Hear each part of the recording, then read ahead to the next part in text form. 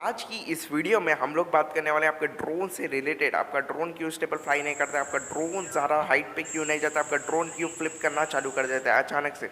ये new beginner के साथ होता है गाइस, ये बहुत बड़ा प्रॉब्लम है। एक ड्रोन फ्लाई करके एक ड्रोन नहीं फ्लाई होता है, ये सबसे बड़ा प्रॉब्लम है गाइस, एक बड़ा रीज़न है इसका।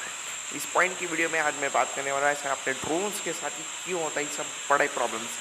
देखो गाइस, इसके 3 रीजंस या 6 रीजंस या 10 रीजंस भी रह सकते हैं, लेकिन कौन सा रीजंस इस वीडियो में मैं बोलने वाला हूं, आपको एंड तक देखना पड़ेगा इस वीडियो को। और इस वीडियो को आपको ज़रा भी स्किप नहीं करना होगा। अगर आप ज़रा भी स्किप कर दोगे तो आप ये इन्फॉर्मेटिव वीडियो भूल जाओगे और आपका ड्रोन स्टेबल कभी, आपका ड्रोन जो रहता है ना वो स्टेबल फ्लाई कभी नहीं होगा, आपकी गारंटी दूंगा मैं आपको। तो चलिए गैस, ये इंटरेस्टिंग टॉपिक को शुरू करते हैं। देखो कैसे, पहला टॉपिक ये है, अपना ड्रोन जब भी आप फ्लाई करते हो तो मन में आप ये मत रखो कि हमने फर्स्ट ड्रोन बनाया, हमें फ्लाई करना नहीं आता है।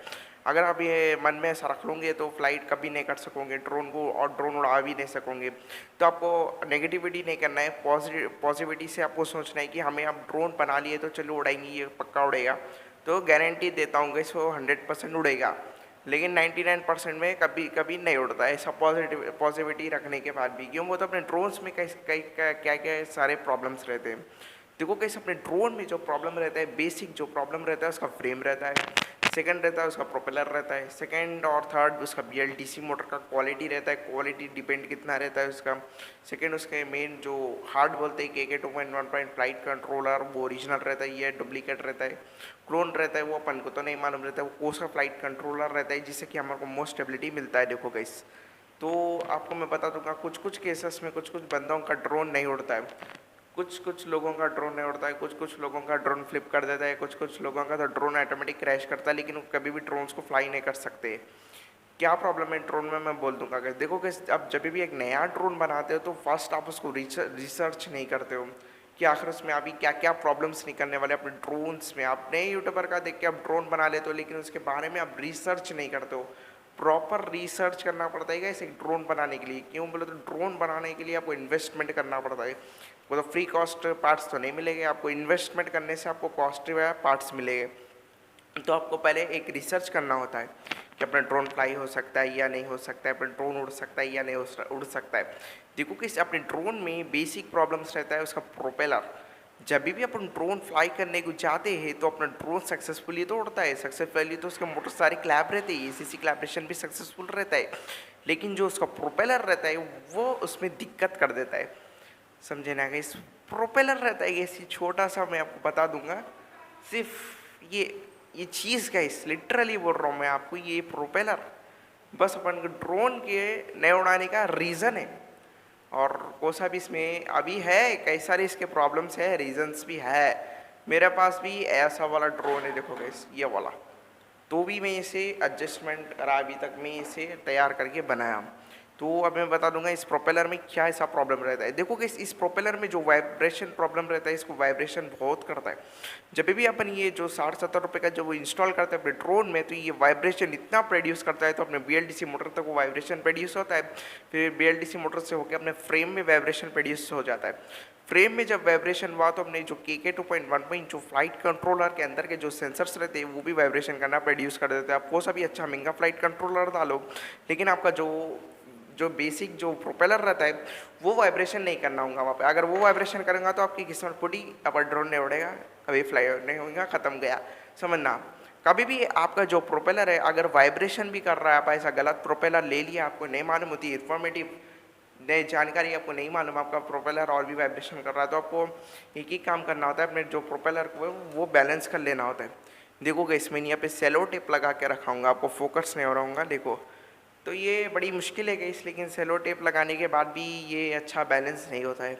अपने ड्रोन में टर्निंग ट्विस्ट हो जाता है ये प्रोपेलर लगाने से, और ड्रोन वाइब्रेशन और भी होता है। क्यों? वो तो जब ये सेलो टेप लगाते हैं तो और भी इसका वेट बढ़ जाता है, ट्रिपल वेट बढ़ जाता है। क्यों? बोलते ये प्रोपेलर है, प्लास्टिक प्रोपेलर है, इसमें ज़्यादा वेट अपन नहीं डाल सकते, समझे ना गैस। क्यों? हम लोग को आइडिया है गैस ये प्रोपेलर को कैसा बैलेंस करना है, तो हम लोग ऐसा बैलेंस करके इसको एडजस्टमेंट कर ले सकते हैं। लेकिन नया बिगनर उसे कौन सिखाएगा? वो तो एक नया रहेगा ना गैस, उसको ड्रोन बनाना नहीं आएगा, उसको क्रैश कर लेगा, तो उसका तो बहुत बड़ा प्रॉब्लम है। तो इस प्रॉब्लम को मेरा अगर मदद रखते हुए इस प्रॉब्लम को बहुत बड़ी, आपकी प्रोपेलर एक बार चेक कर लो गई, सब कोसा ले रहे हो, 60-70 रुपये का ले रहा है या लोकल ले रहे हो, प्लीज़ गाइस आप लोकल प्रोपेलर अपने ड्रोन सिम में मत डालो। आपको कई सारे यूट्यूबर बोलता हूँ 60-70 रुपये का प्रोपेलर डाल लो, ये कर लो, लेकिन उसमें कुछ वैल्यू नहीं रहता है, ज़ीरो। चाइना का ब्रांड चाइना में मिलता है। और एक एक बात, आपको और भी अच्छे अच्छे वेराइटीज़ के प्रोपेलर मिलेंगे जो कि हाई कॉस्टली रहते। कॉस्टली तो आपको जब आप एक ड्रोन में इतना सारा पैसा इन्वेस्टमेंट कर रहे हो तो एक प्रोपेलर में नहीं कर सकते हो। इस अच्छे क्वालिटी का प्रोपेलर लो गई, 100-200 या 300 का भी हो सकता है, आप ले सकते हो प्रोपेलर हिसाब से आप। लेकिन हमें ड्रोन का जो सेंसर रहता है वो वाइब्रेशन नहीं करना चाहिए। अपना ड्रोन बहुत स्मूथ रहना चाहिए। अपनी BLDC मोटर में ज़रा भी साउंड और प्रोड्यूस नहीं होना चाहिए। अगर ऐसा हुआ तो समझ जाना कि आपका ड्रोन फ्लाई नहीं हो सकता। क्यों? वो तो प्रोपेलर जब वाइब्रेशन करेगा तो उसका डिस्प्ले भी वाइब्रेशन करेगा, डिस्प्ले वाइब्रेशन करेगा तो सेंसर्स भी वाइब्रेशन करेंगे। कितना भी अच्छा फ्लाइट कंट्रोलर आप डाल लो, लेकिन उससे अपन को कुछ भी पॉजिटिविटी या कुछ भी अच्छी रिजल्ट्स नहीं मिलेगी। क्यों बोले तो अपन 60-70 रुपये का डाल रहे हैं ना, ये चीपेस्ट डाल रहे हैं, तो उसमें अपन को कहाँ एक अच्छा मिलेगा, क्वालिटी डिपेंडेबल कहाँ मिलेगा बोलो? आप ही सोचो गाइस, आपसे दिमाग से सोचो कि हम 60-70 रुपये का डाल रहे हैं तो अपने ड्रोन को स्टेबिलिटी मिलेगी क्या? नहीं मिलेगी गाइस। आपको अच्छा क्वालिटी का महंगे से भी महंगा आपको प्रोपेलर डालना होगा। ये ड्रोन्स में क्या रहता है कि ड्रोन्स आप बना रहे हो ना, तो आपको वन टाइम इन्वेस्टमेंट इसमें नहीं रहता है, इसमें 10 टाइम्स या 12 टाइम्स, अब कितना टाइम ड्रोन को इंजेक्ट कर रहे हो, डैमेज कर रहे हो या क्रैश कर रहे हो, तो अपन को उतने बार इन्वेस्टमेंट करते रहना पड़ेगा। इन्वेस्टमेंट बोलते हैं, लेकिन आपको इससे प्रॉफिट होने वाला नहीं है, क्योंकि तो ड्रोन्स आप तो कोई खरीदता ही नहीं है। आप कहीं भी डालो, OLX पे डालो या ऑनलाइन पे डालो, तो आपका ये लॉस है, क्योंकि तो ड्रोन अभी तो मार्केट में अवेलेबल नहीं है और ड्रोन उड़ाना इलीगल है इंडिया में सॉरी इस इंडिया में। तो ड्रोन्स को कोई खरीदेगा नहीं, तो वेस्ट ही पड़ा रहेगा ना इस घर में। तो इतना इन्वेस्टमेंट मत करो गाइस, पहले एक प्रॉपर रिसर्च करो कि अपन को ड्रोन बनाना चाहिए या नहीं बनाना चाहिए। बनाएंगे तो भी क्यों बनाएंगे? कि मतलब ड्रोन में क्या है, वाइब्रेशंस भी कई सारे होते रहते हैं, जैसे कि प्रोपेलर का मैं बोला था। अब नेक्स्ट बोलूँगा कि BLDC मोटर का क्या इसमें इन्वॉल्व रहता है।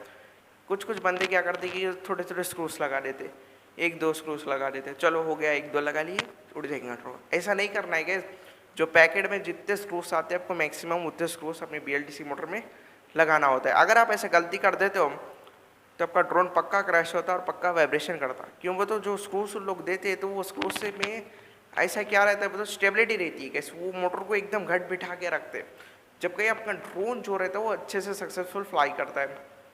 आपको इतना इन्फॉर्मेटिव कोई देता भी नहीं होगा, मैं आई थिंक ऐसा दिखता है मुझे। लेकिन आपको ड्रोन बना रहे हो ना, तो एक बार रिसर्च वीडियोस भी आपको देखना पड़ेगा अपने चैनल के ऊपर। तो अब बात करते हैं आप प्रोग्रामिंग कैसी कर रहे हो। प्रोग्रामिंग जो अपनी फ्लाइट कंट्रोलर की अपनी प्रोग्राम कैसा कर रहे हो। प्रोग्राम तो अच्छी कर लिए, अच्छा हो गया, प्रोग्राम सब होगा, लेकिन आप सोचे कि आप बोर्ड को किधर रख रहे हैं? फ्लैट सरफेस पे रख रहे हैं। अपना ड्रोन फ्लैट सरफेस पे है, बोर्ड फ्लैट सरफेस पे। अगर वो दो रहेगा ना तो पक्का ड्रोन उड़ेगा। अगर वो दो चीज़ अपने ड्रोन में नहीं रहेंगे तो ड्रोन कहाँ से उड़ेगा? उसका जायरो कहाँ से काम करेगा? उसका ICC बिल्ड कहाँ से काम करेगा? फिर ड्रोन में जायरो बिल्ड और जायरो सेंसर्स ये काम करना चाहिए, जबकि अपना ड्रोन फ्लाई होता है और वर्क प्रॉपरली करता है। तो अब बात करते हैं उसकी जो रिसीवर रहती है, रिसीवर में उसमें क्या कनेक्शन रहता है ड्रोन में। देखो गाइस, आप कभी भी सोचे होंगे कि लाइफ में, को मैं बता दूंगा, अपने ट्रांसमीटर में ट्रिम बटन्स बोल के रहते होंगे। आप गेस भी करे होंगे, अगर कर लिए तो अच्छी बात है, जो समझने वाले समझ गए होंगे। लेकिन अपने ट्रांसमीटर में ट्रिम्स का एक ऑप्शन रहता है, उससे अपनी ड्रोन की जो स्टेबिलिटी है अपन कंट्रोल कर सकते हैं। आपका ड्रोन इधर जा रहा है तो जो ट्रिम्स है उसको 0 वैल्यूज़ पे रख के कर सकते हैं। तो कुछ बंदे को इतना आइडिया नहीं रहता होगा इस ट्रांसमीटर्स के बारे में, लेकिन मैं आपको बोल दूंगा हर एक ट्रांसमीटर में ट्रिम का प्रॉब्लम रहता है। अगर आपको ट्रिम का प्रॉब्लम नहीं आ रहा है, ट्रिम का प्रॉब्लम आपको सॉल्व नहीं हो रहा है, तो देखो गाइस, ट्रिम का प्रॉब्लम ईजी है कि आपको KK 2.1 फ्लाइट कंट्रोलर में जाना होगा और रिसीवर टेस्ट में आपको जाके चेक करना होगा कि कौन सा वैल्यूज़ किधर है। अगर वो 2+ या 2-3 या 2-3 या -4 है तो ये ज़्यादा वैल्यूज़ होते हैं कि आपके ड्रोन को क्रैश करने के वैल्यूज़ रहते हैं। आपको वैल्यूज़ को क्या करना होगा, मैक्सिमम 0% पे करना होगा अपने ट्रिम्स के सहायता से। आपको बार बार खोलना या चेक करना पड़ेगा। अब थर्ड वाले प्रॉब्लम में बात करेंगे। आप सब हो गया, आप तो आप सही कर लिए, अपने ड्रोन को भी सही हो गया, प्रोपेलर भी अच्छा रहा लिए, सब हो गया। अब नेक्स्ट प्रॉब्लम होता है अपना ड्रोन चालू नहीं हो रहा है, आपका ड्रोन आर्म नहीं हो रहा है। ये सबसे बड़े प्रॉब्लम है, ये आर्म का प्रॉब्लम रहता है। कैसे एक बिगिनर के साथ, मेरे साथ भी कई सारा हुआ था, को बोल दूँ ये आर्म का प्रॉब्लम रहता है। जब भी अपन ट्रांसमीटर से अपने ड्रोन को लिटरली आर्म करते हैं तो ड्रोन आर्म नहीं होता है। क्यों होता है? क्योंकि अपन पहले ड्रोन चालू कर लिए ना गाइस। आपको एक गलती बोलूँगा, इसमें क्या स्टेप है मालूम है? ड्रोन KK को चालू करने में इसका सेंसर्स को, फर्स्ट स्टेप आप सुन लो। पहले अपने जो ट्रांसमीटर का जो स्विच बटन है उसको ऑन करना, पहले अपने ट्रांसमीटर को ऑन करना।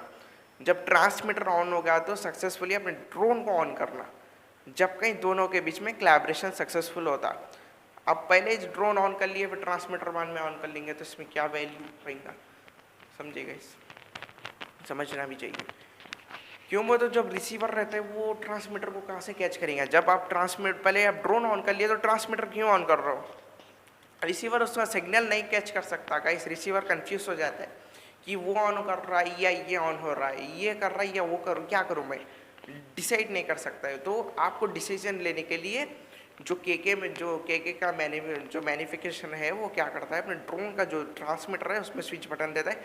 आपको स्विच बटन से लिटरली ऑन करना होगा अपने ट्रांसमीटर को। ऑन करने के बाद जो टोटल को नीचे रखना होगा, टोटल थोड़ी मतलब ऐसा करके ऑन कर देना होगा। उसके बाद बैटरी प्लग करके अपने जो आर्मिंग है सक्सेसफुल हो जाती है।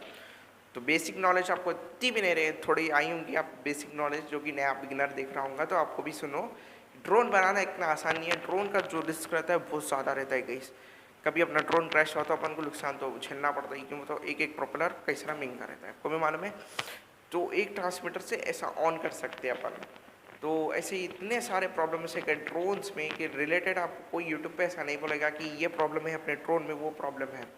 तो लिटरली गाइस एक ड्रोन में बहुत सारा प्रॉब्लम निकल रहा है अब इस वक्त इस बिगिनर के साथ में। अब बात करते हैं उसकी ईएससी के बारे में। जो ईएससी का जो इम्पोर्टेंट बस्ट होने का चांसेस है वो क्यों रहा, देखो कैसे एक ईएससी में बस्ट होने का चांसेस बिल्कुल भी नहीं रहता है, ये सब फेक है गाइस। अपने ड्रोन का जो ईएससी है वो अच्छे से रहता है। वो भी कब रहता है, अपने ड्रोन के नीचे आप लगाते हो, जो आर्म के नीचे आपको ईएससी लगाना पड़ता है। अगर दूर दूर आप रख दोगे तो ईएससी लिटरली गाइस वो बस्ट हो जाता है। तो आपको ड्रोन को नज़दीक, ड्रोन का जो पीएलटीसी है उसके ऑपोजिट ही आपको रखना होता है। क्यों बोले तो जब ड्रोन का एयर निकलेगा तो जो ईएससी के अंदर घुसेगा, तो जब कहीं ईएससी के जो मॉसफेट्स रहते हैं वो ठंडे होता है। असल मॉसफेट से अपना ईएससी जलता है, मॉसफेट्स गर्म नहीं होना चाहिए।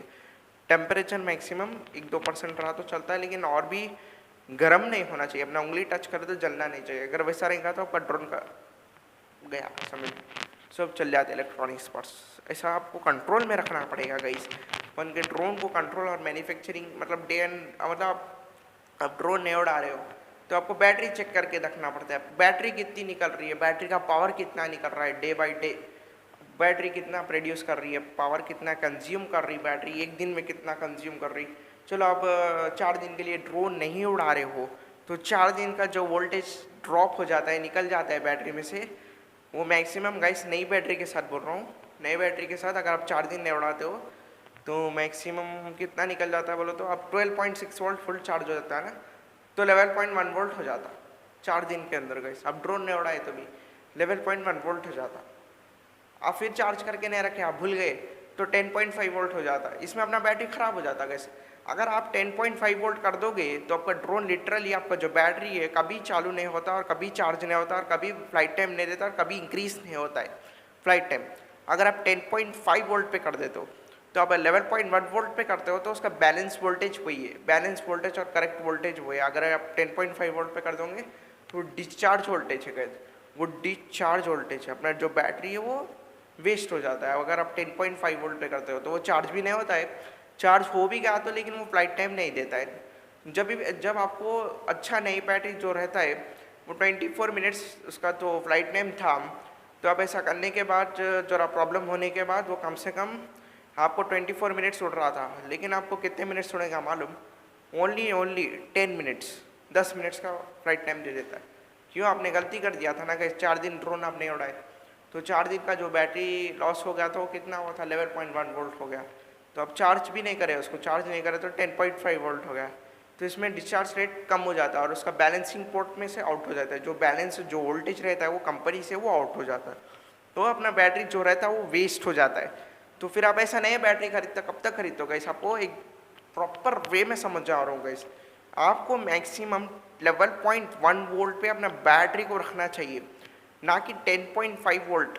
10.5 वोल्ट एक बैटरी के लिए बहुत डेंजर साबित होता है, वो बैटरी को डैमेज कर देता है। अगर आपका 11.1 वोल्ट बैटरी का जो वोल्टेज आप है तो फ़ौरन उसको चार्ज कर लो। क्यों बता, अगर वो 10.5 वोल्ट पे बहुत जल्दी करता है गाइस, 12.5 वोल्ट है ना उसमें बहुत जल्दी वोल्टेज ड्रॉप हो जाता है। ड्रॉप हो गया तो ख़त्म, अपना बैटरी का जो लिथियम है वो ख़त्म, बाय बाय टाटा, नहीं होता है फिर से ख़त्म, गया समझना, बैटरी कचरे में डालना पड़ता है, समझिए ना। तो मैक्सिमम 10.5 वोल्ट पर नको करोगे, 11.1 वोल्ट पे अपना बैटरी का जो चार्ज रेट है उसके ऊपर ही करना चाहिए। इसके लिए जो केके में जो रहता है सेटिंग, इसके लिए रहता है गैस वो setting, alarm voltage setting 10.5 volt तक ही मैक्सिमम सेटिंग रहती है। अगर उससे नीचे गिरा बोलो ख़त्म, अपना बैटरी का ख़त्म हो जाता, गारंटी वारंटी सब कुछ, कितना भी अच्छा लगा लो आप कंपनी का, ख़त्म। 10.5 वोल्ट पे मत लेके आओ, अपना बैटरी का जो लास्ट डिस्चार्ज रेट है 11.1 वोल्ट। आप समझ गए होंगे कि बेसिक नॉलेज यहाँ से लेके आपको यहाँ तक समझा हमें। तो मिलते हैं अगली वीडियो में, बाय बाय गाइस।